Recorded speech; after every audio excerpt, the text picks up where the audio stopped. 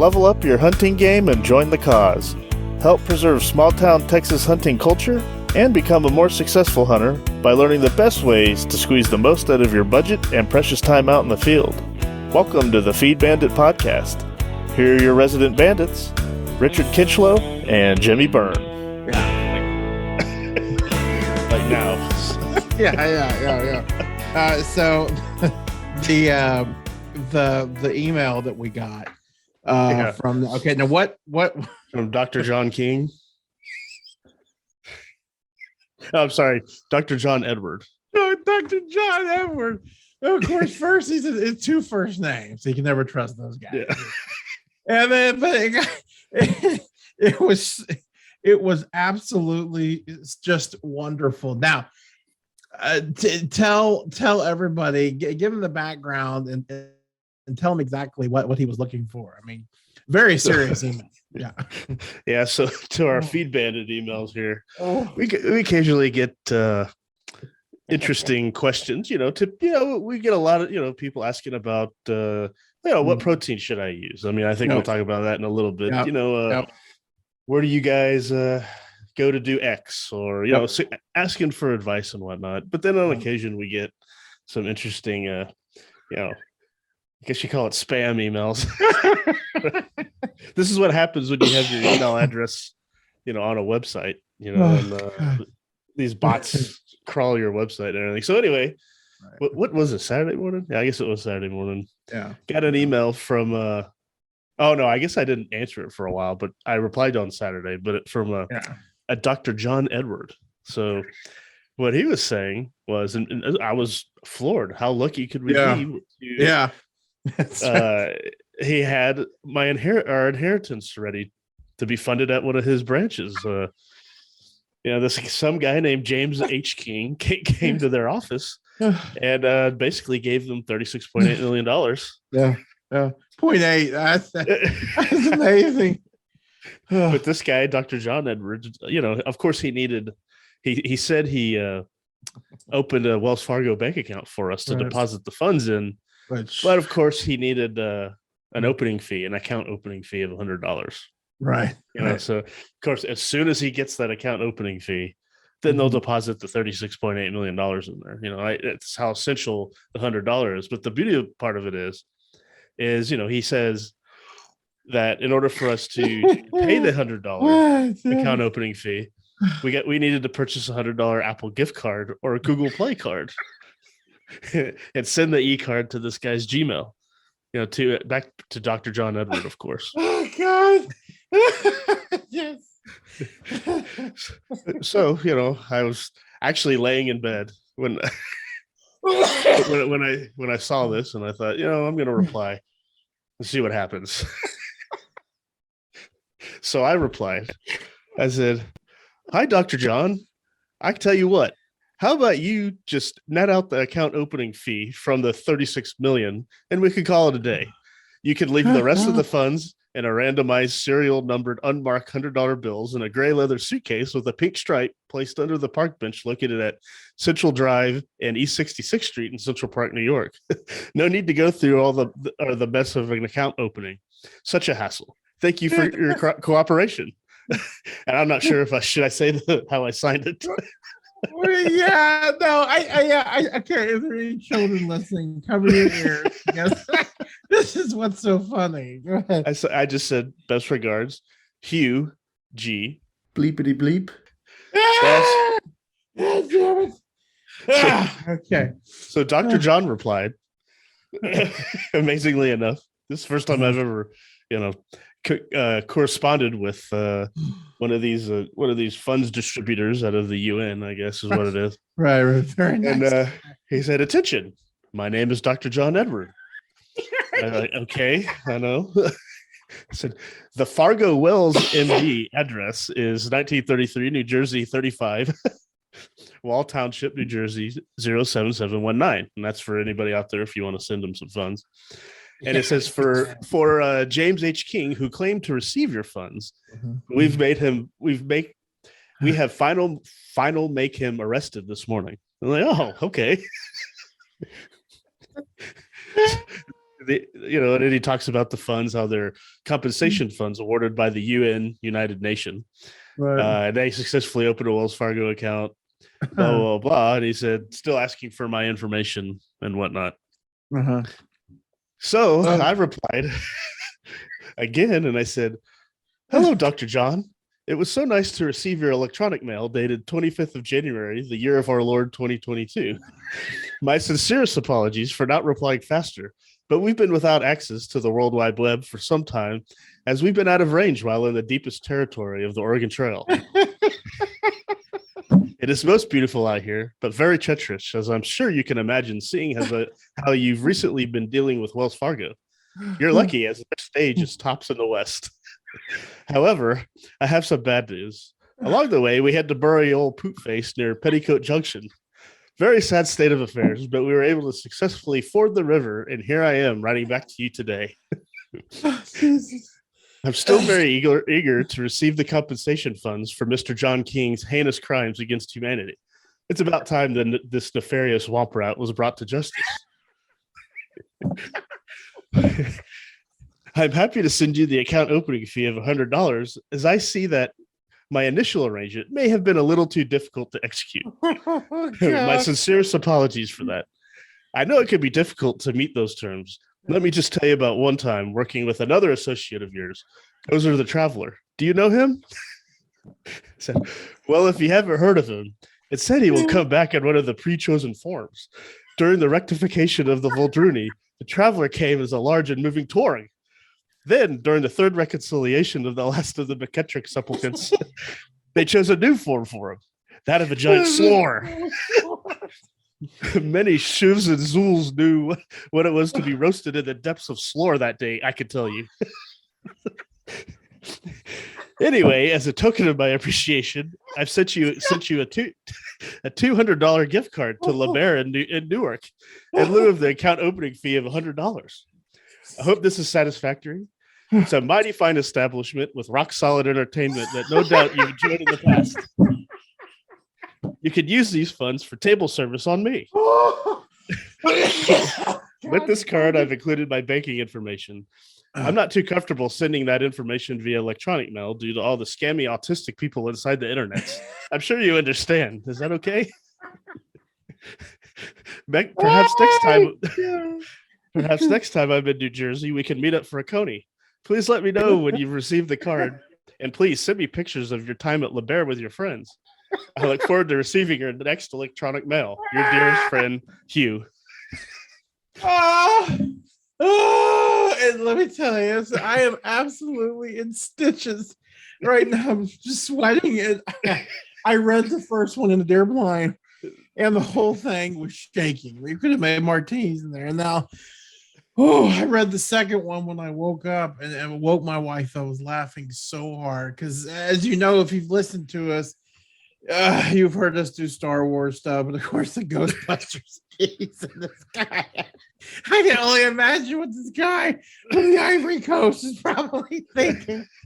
Oh God. He's probably like, oh, I know Gozer the Traveler. I shouldn't mess with this guy. I came with the the pre-chosen tours. Okay, so then did you ever get my response? Yes.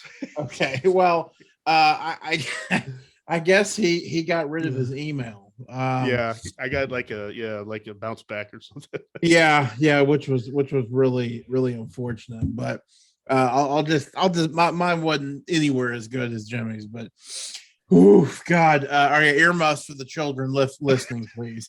I introduced myself as Jimmy's personal, or excuse me, as Hugh G. Dick's personal physician and banker.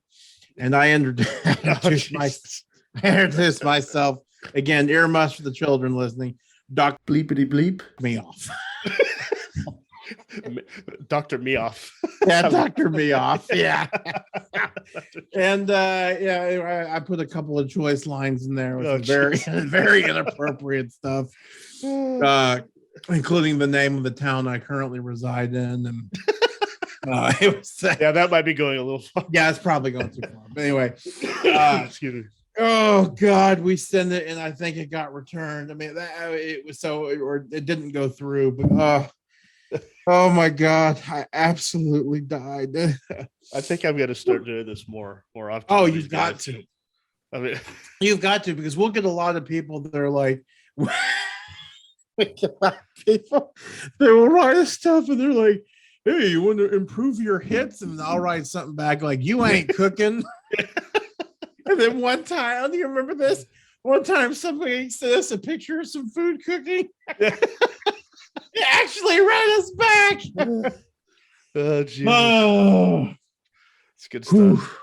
You know what Oh we're my running a God. risk at doing here is people randomly emailing us now just for fun to see what we'll do back. That'd be so great. Oh God, I love it. Well, and you know what's so sad is that people do that. They fall victim to that crap. There's a YouTube God, I can't remember. It was one of those Nigerian deals, and but the guy's actually talking to him. And the guy's like, listen, the Nigerian's like, I need $500, and then I'll send you these cameras. And the guy's like, man, this is a great deal. $500 for like 10 cameras? You crazy? And the Nigerian goes, I guess this is a very good deal, but you must send the cash quick. And all this kind of stuff. So the guy goes, I tell you what, I let me send you $200, and I'll send you something of equal value that you can sell. And so he ends up taking a dump in the jar and sends it to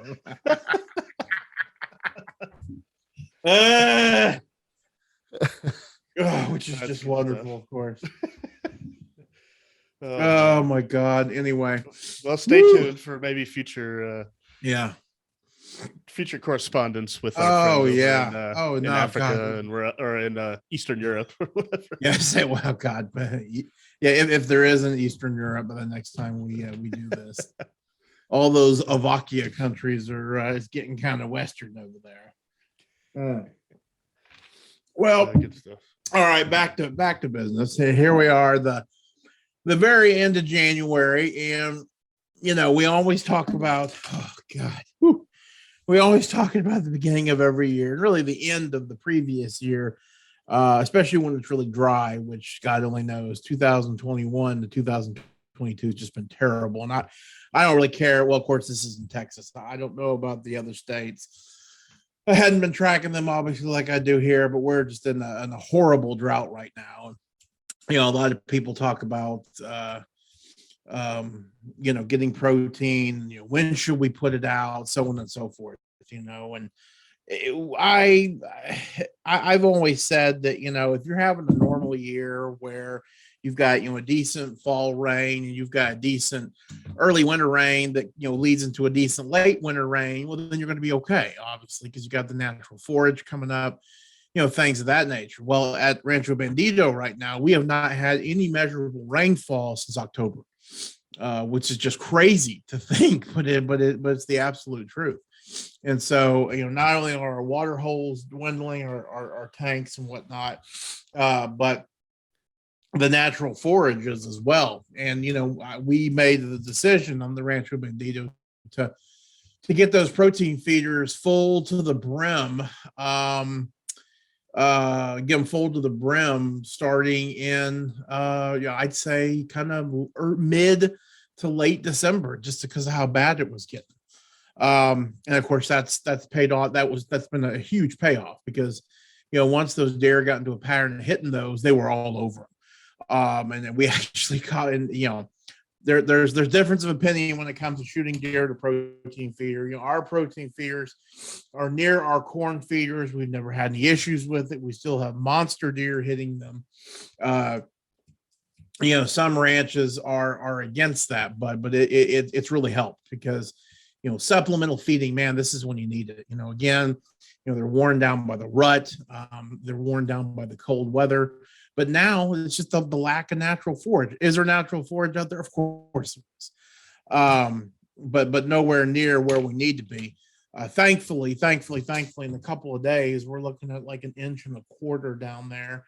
And it's going to be cold, miserable rain that turns to snow and ice. But, God, at this point, we'll take anything. Hmm.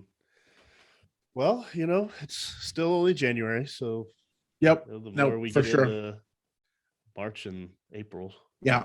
Well, that's that's when we really got to have it. But I think this year being one of the worst wildflower seasons we've ever had, Yeah, that's true. which sucks. That's kind of part of I love seeing all that kind of stuff. Now, of course, there are the summer wildflowers we could see. We could have a major turnaround when the skies, God willing, they'll knocking on wood here, they'll just unload and it will be man, it will be hopefully it's a wet summer like it was last year, but thus far a bad start. So speaking of protein and all that kind of stuff, we got a nice email from a gentleman from Mississippi last week, and he was actually asking us about which protein brand do we recommend, and when it comes to us and kind of what Feed Bandit stands for and whatnot, we're all about supporting small town. Where that small town Mississippi, obviously near and dear to our hearts, is going to be small town Texas. So, we are all about whatever brand is at your local feed store. Now, and so it kind of got me thinking. Okay, well, gosh, what do you look for in a brand of protein?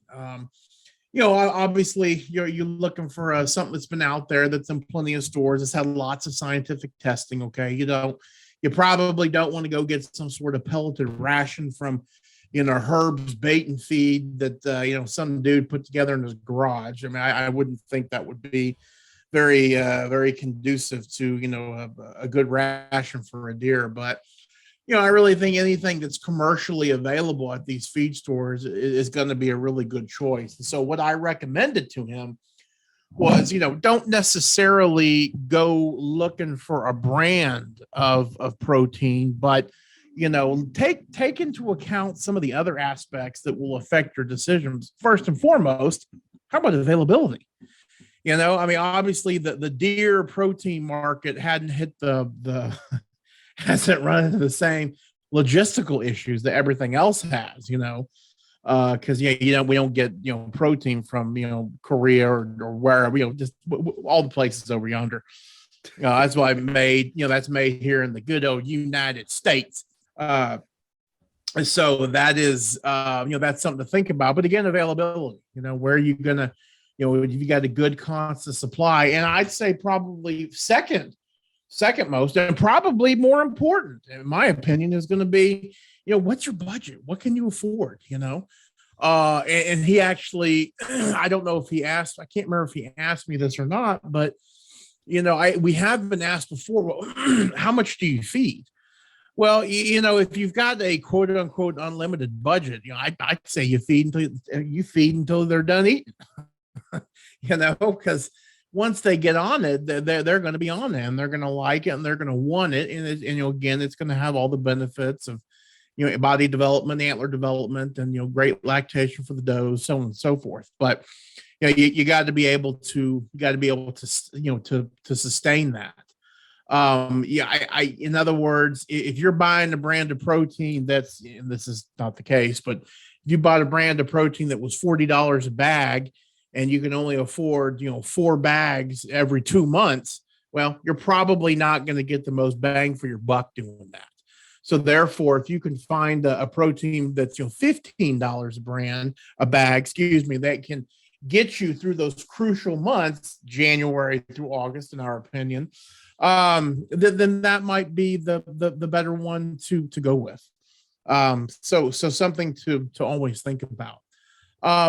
Something else I recommended to him, and he was in Mississippi, and I don't know, I know a little bit about genetics and kind of hunting situations there, but he had said that he was growing big. He was feeding protein to attract deer, and I'm assuming he didn't say it, to grow bigger deer. And so I said one of the things that I recommend trying to do, and I'll say this to anybody, is if you're on a hunting lease that's, a couple 100 acres or 50 acres, okay, something of that nature, work with the guys around you. If you're in a real hot hunting area like Jacksboro, Texas, okay, Jack County, Jacksboro, Texas is extremely popular, has been for some time now.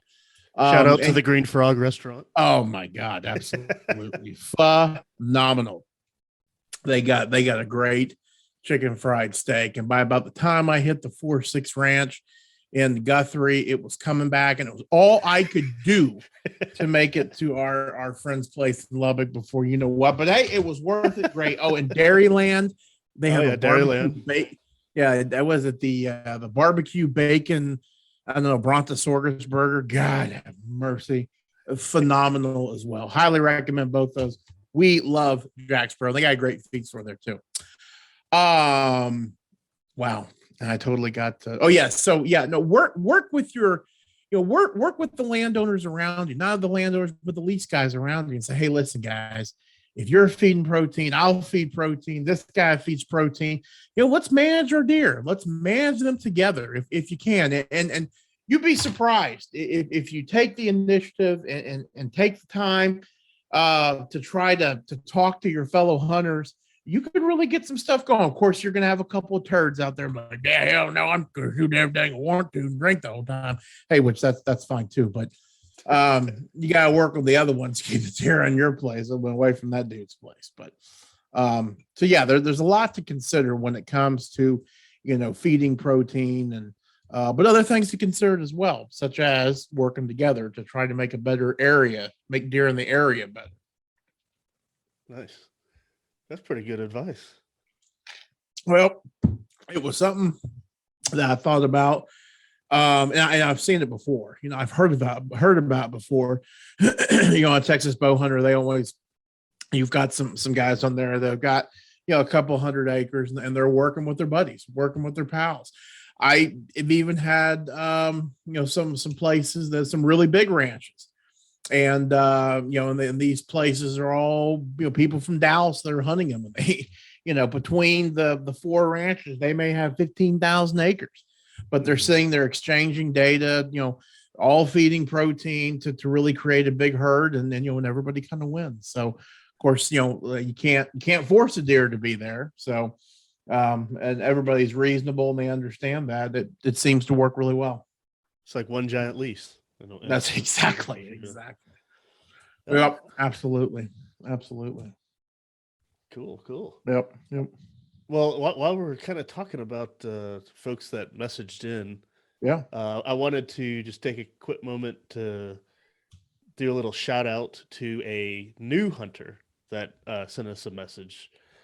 Jay, who hunts around or starting to hunt around Giddings. I know him. He sent a note just saying, hey, yep. He's new, excited to learn. Yep. Excited to get out there. So I just, kind of use his email just to reiterate another reason kind of why we're here. And that's to absolutely, what old Corn Bandit was just doing was to help at least throw out just some ideas of things we've learned and, and maybe new ideas of things to try. And you bet, man. Hopefully folks like Jay, listening out there are learning something. Yep. If you are, please shoot us a message. Say, hey, tell us what you learned.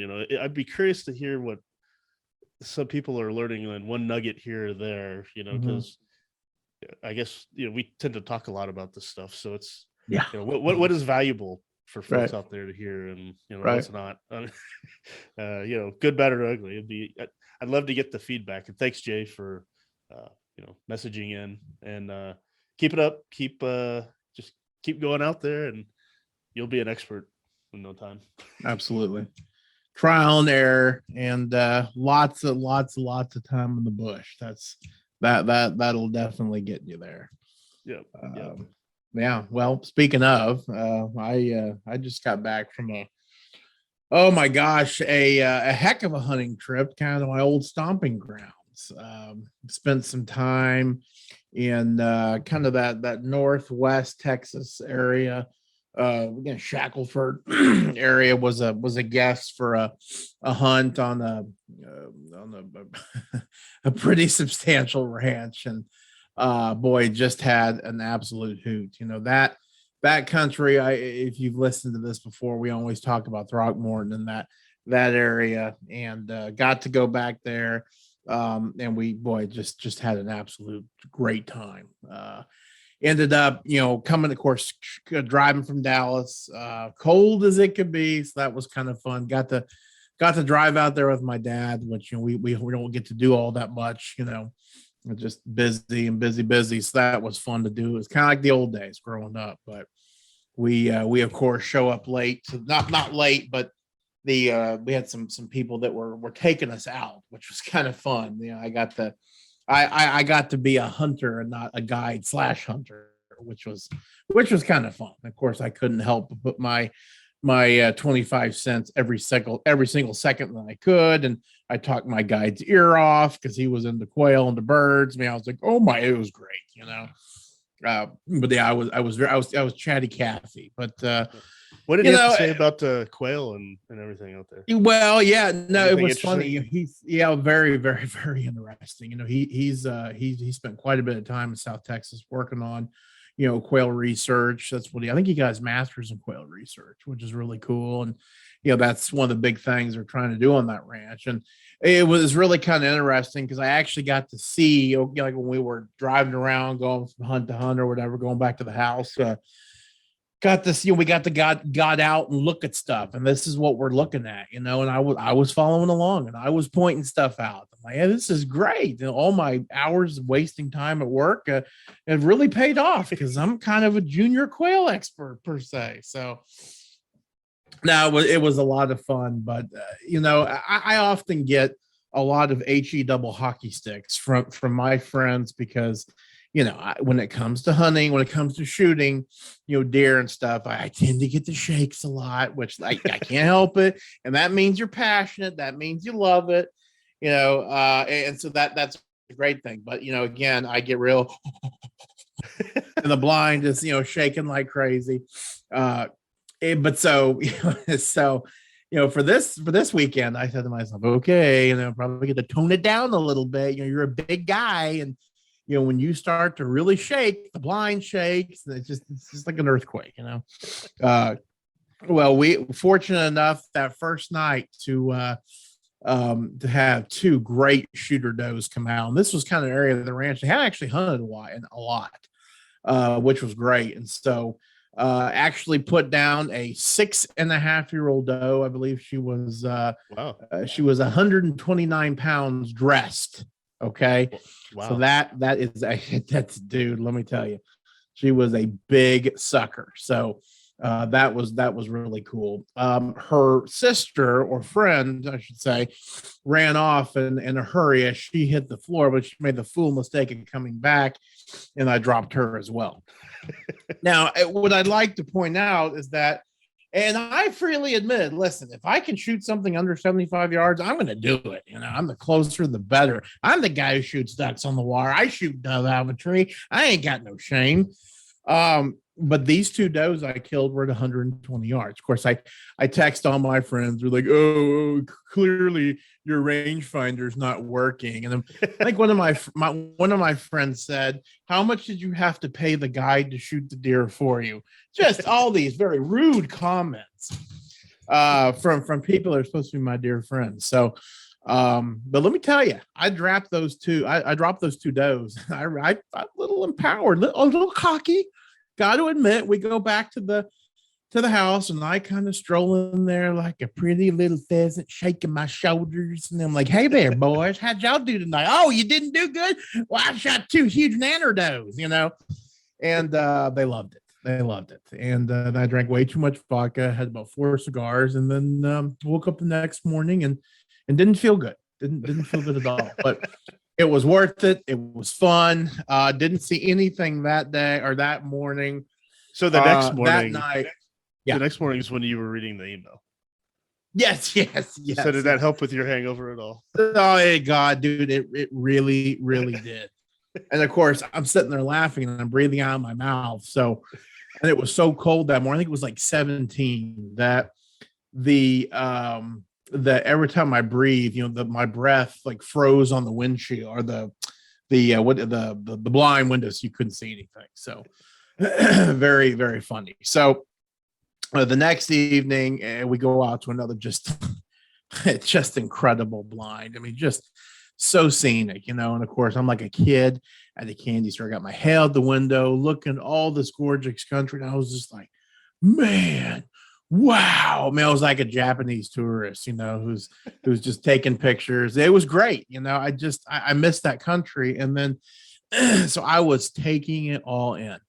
Had a couple of deer show up, none of which that we could shoot. Funny that a lot of the deer started losing antlers already. So, you know, this is about 3 hours, oh, 2.5, 3 hours northwest of the ranch. So, I actually saw some pictures of from deer at the Rancho Bandito, and they started losing antlers too. But I thought that out west they lost them a little bit later, but I guess I was wrong.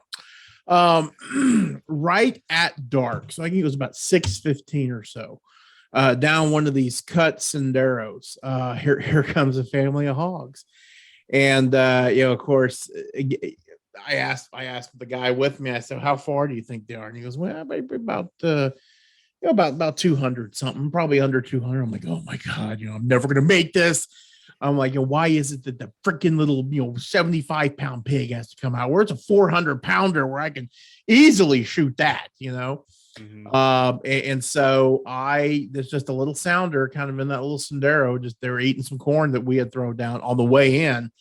And I just put those crosshairs there and I just touched that trigger and snap down, didn't move an inch.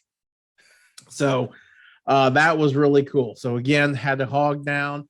I think dad and his guy they ended up killing like four. And of course, they have all dad's night vision stuff. So they were out for, you know, like an hour after dark and just having fun. So the Kinchlow boys were on fire. Let's just put it that way. We were really killing it. So the final night we went to just another real scenic, beautiful area that it was a blind on top of a hill, just overlooked this valley. And I swear to God, you could see a mile in every direction. It was just breathtaking. And I had told the guy with me, I said, "Hey, listen, you know, what if you know," I said, "Well, let's go for the trifecta. Let's see if we can get a pasture poodle down." And so he says, "Okay, that's, you know, that's a good idea." So he brings his little Fox Pro with him and he puts it below, you know, probably 75 yards by that, which is perfect. That's in my target range. I'm good with that. And it's one of these Fox Pro calls have got the little decoy on top of it that kind of moves, you know, et cetera, et cetera. So right before the feeder goes off, these coyotes to the, I guess, to the right of us, okay, up along this pretty substantial hill. I mean, you could call it a Texas mini mountain if you wanted to. They start yipping and yowling, and you know, when they're yipping and yowling like that, you think you can see them, you know, because it's just so clear, like there's nothing between you and them, you know. And we were so far up there. And so I said, "Man, that is crazy." So we had some fun with them, and we fire up the Fox Pro, and we start. You know, they've got like 14 different coyote calls. You know, one is, you know, the aggressor, the other one is pack is here, the other one is order in Chinese. What do you want? You know, all different kinds of flavors. And so he played the you know, he kind of played the one that was, "Hey, I'm over here. Where the hell are y'all? This is fantastic. Y'all need to come over here." And all it is a dog going, "Row, row, row." That's really all he's doing. He's just sitting there yipping. And they kind of, "Row, row, row." And so he played that, you know, I'd say on medium volume. Okay. But again, we're in this kind of this valley, this bowl. So any noise just reverberates, you know? Hmm. And sure as hell, within about 15 minutes or so, you know, again, probably a half a mile in front of us, we see this monster. Okay. And he looked huge from that distance, orange pasture poodle making his way. Okay. And he's about to come down that sendero. And then I look to my right and probably 500 yards away, here comes another one that's kind of down, just, you know, below us. And he's making his way. And then he you know, he was looking for the other coyote, and so we switch calls to kind of a low cottontail. a distressed cottontail. And so it was like, type thing. And you can see his reaction. You can see the coyote literally it's just stop. And then it's just so cool to see that. He actually looked up at us, which is crazy. And I've said it once, I'll say it again. Coyote, smartest damn animal in North America. People are like, oh, the Wolverine. You know what? No, listen, don't give me the whole Wolverine stuff. The coyote is by far the most intelligent animal on the planet besides Bigfoot. Different story. So he starts kind of going to hunting mode.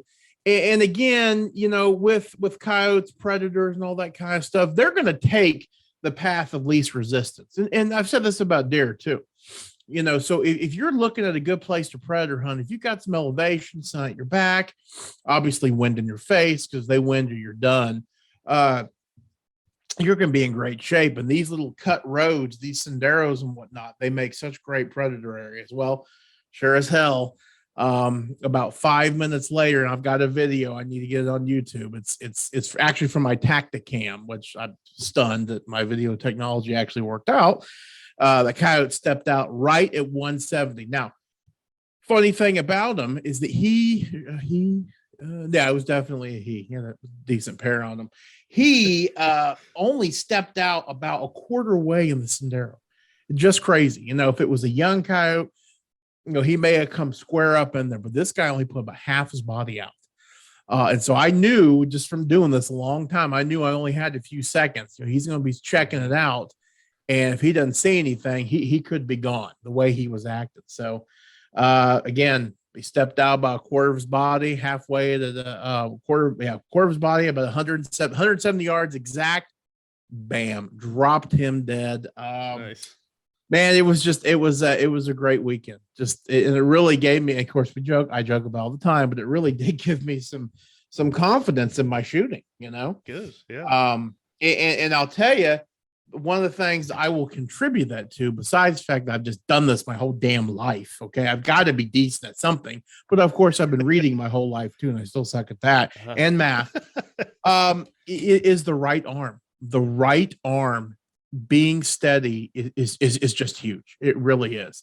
And these blinds we were in, they were the Ranch King blinds. Okay. So they were nice blinds, but they had those shelves in them. So I was able to, and you know what I'm talking about. It's like on Bandito, some of those ones we got, you get your left arm up there comfy, you get that right arm braced, and you snug that gun in real quick. You know how it is. You can shoot anything. Yep. So, back in the day, these old box blinds and stuff they didn't have that, so you just had to, and some of the blinds we have on Rancho Bandito doesn't have that. But I will tell you this much and I, of course, known that's been a problem. And listen, it doesn't make you a poor marksman if you can't shoot a deer just out of a regular window. But, again, as a hunter, as a responsible hunter, okay, especially with kids, man, you want to do everything you can to increase their odds of a successful hunt and making a good shot. So one of the things we're going to talk to our ranch hand about actually here shortly is putting in shelves along the right side of the blind. Okay. So, the front window is like in power line. So having a shelf right there that you can kind of put your left arm on, and then have another little shelf over there on the right. So you can, brace your gun and your arm up there to help you shoot. That'd be nice. Yep. So very cool. Yeah, man. Did you get any good pictures? Like you did or anything like that? Yeah, we did. I got a lot of good pictures. So yeah, no, it was fun. I'll see if I can send some to you. So well, you got to send me at least a good one for the podcast. Oh, for sure. Actually, I do. I've got a great one of my does.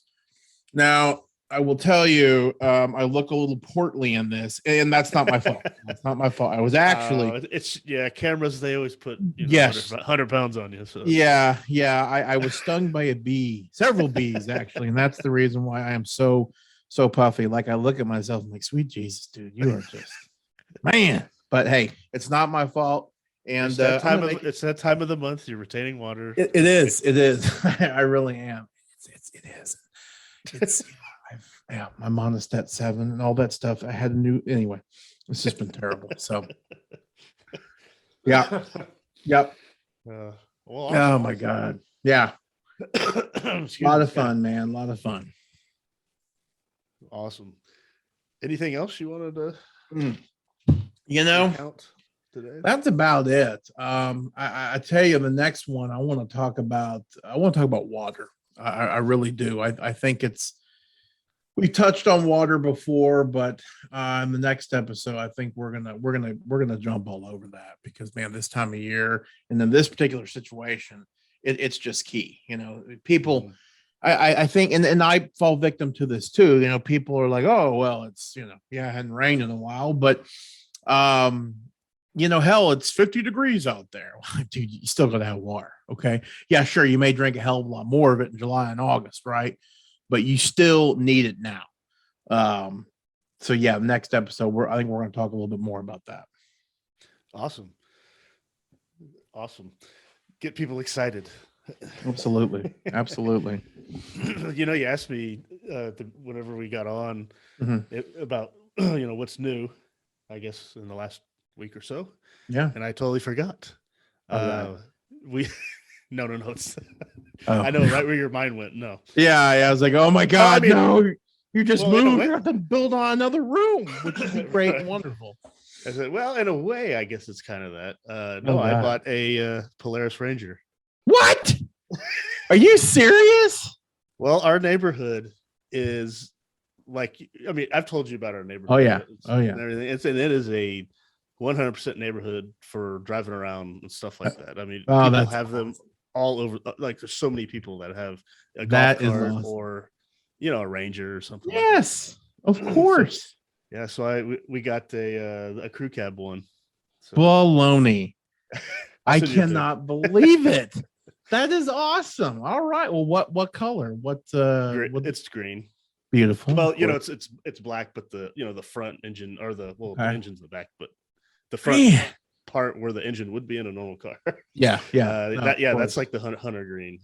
Okay. All right. Well, what are we? Is this? I did it come with a trailer, or are you going to be? No, I'm going to have to figure that out.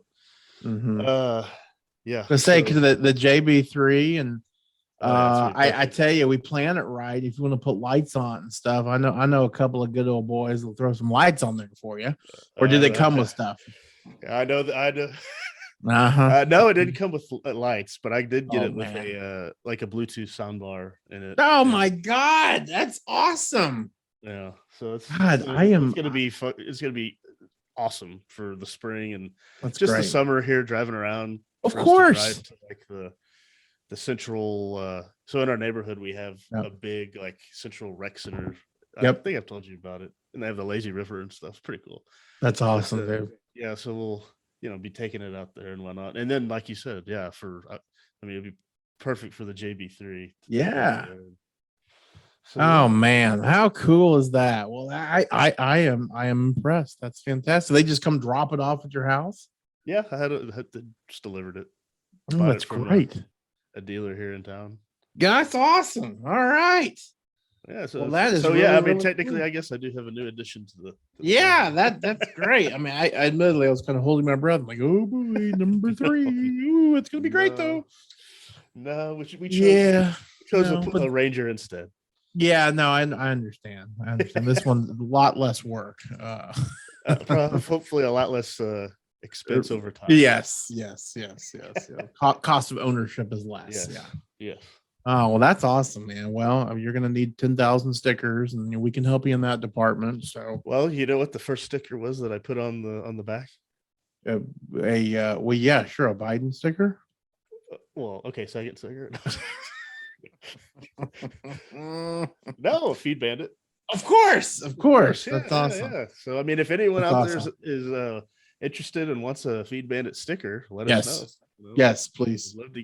We'd love to get one too. We'd love for you to put it on your ATV, UTV of some sort, or your cooler or whatever. Coolers, absolutely. Yep. I got a whole mess of them right here. I'm staring at. So, yeah. Well, that's great, dude. Well, send me a pic if you can. And you haven't told all the guys this. What are you hiding? No, I just did. Oh, you did just say? No, I'm saying it. Oh, Just you now. did. Okay. Yeah. Mhm. And we'll see who's really listening. This Yeah, is no kidding. That's right. So what's Jimmy's big secret? Oh, nobody knows. Yeah. It's like, yeah, you're for Yeah. listening, guys. I love it. I love it.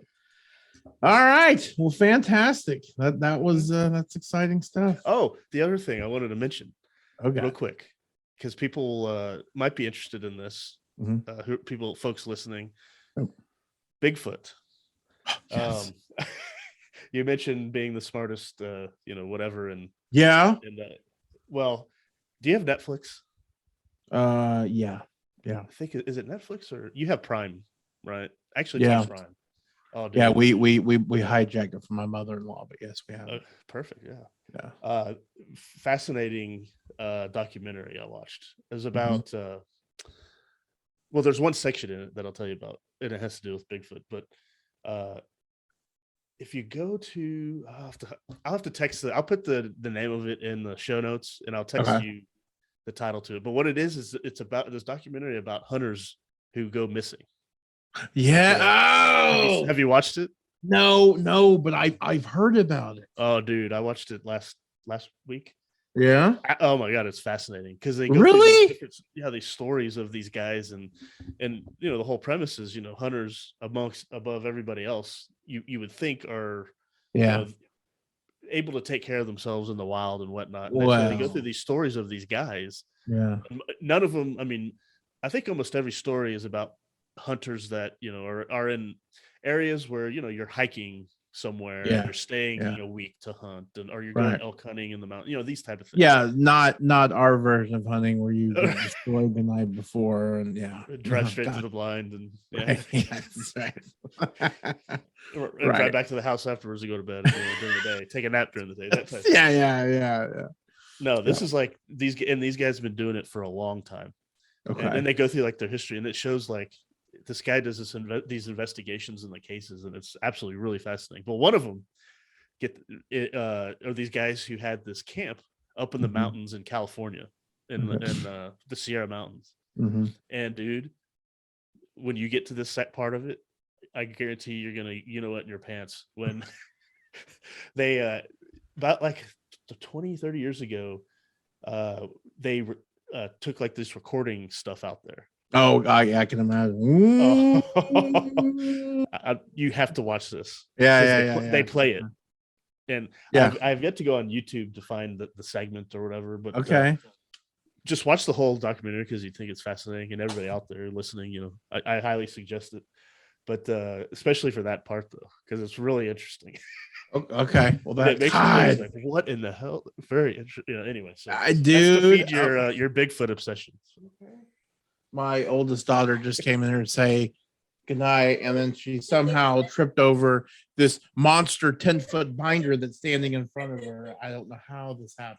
Are you okay? Yeah. Okay. All right. I love you, baby. All right. You can't let the binder win.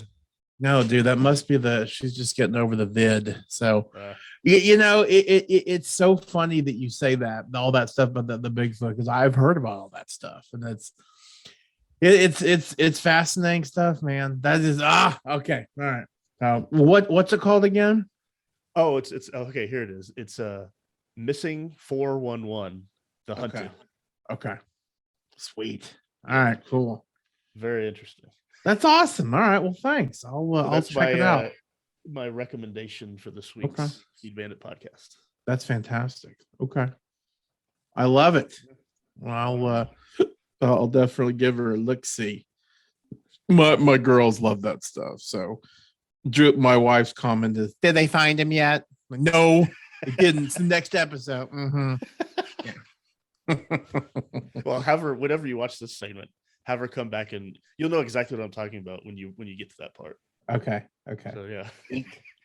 All right. Awesome. I'm pumped. Great. That's something to look forward to. All right. Well, I think that's a wrap, amigo.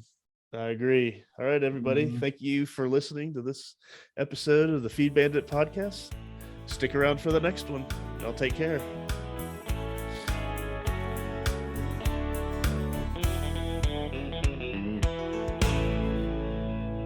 Thanks for listening to the Feed Bandit podcast.